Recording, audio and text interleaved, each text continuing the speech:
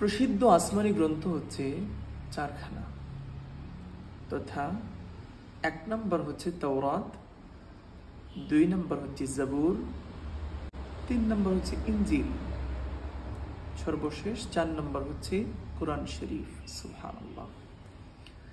সম্মানিত সুধী, অনেক মানুষ এই চারখানা গ্রন্থের নাম জানে ঠিকই, কিন্তু কোন কিতাবটি কোন নবীর উপরে নাজিল হয়েছে এটা অনেকাংশেই জানেন না।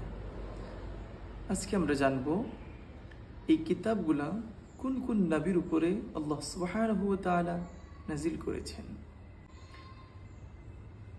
তাওরাত কিতাবটি আল্লাহ সুবহানাহু ওয়া তাআলা হযরত মূসা আলাইহিস সালাতু ওয়াস সালামের উপরে নাজিল করেছেন। সুবহানাল্লাহ।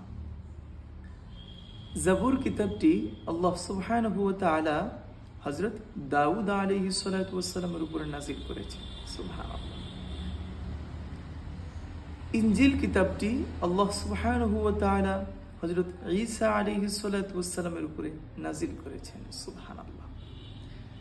এবং সর্বশেষ যে কিতাব কোরআন শরীফ, সেই কোরআন শরীফটি আল্লাহ সুবহানাহু ওয়া তাআলা ওনার প্রিয় হাবিব মুহাম্মদুর রাসূলুল্লাহ সাল্লাল্লাহু আলাইহি ওয়া আলিহি ওয়াসাল্লামের উপরে নাজিল করেছেন। সুবহানাল্লাহ।